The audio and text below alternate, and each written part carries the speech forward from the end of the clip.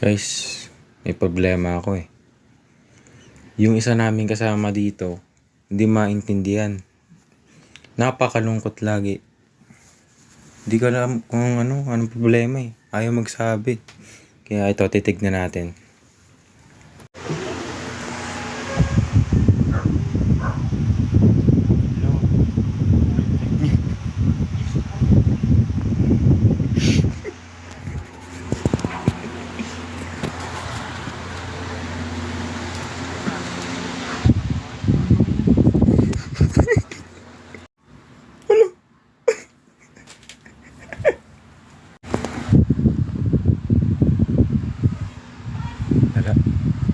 Wala, okay ka lang.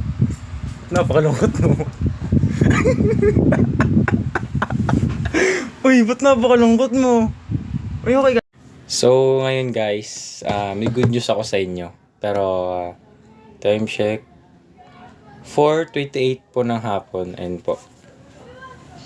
Diba? Kit ng kapatid ko, no?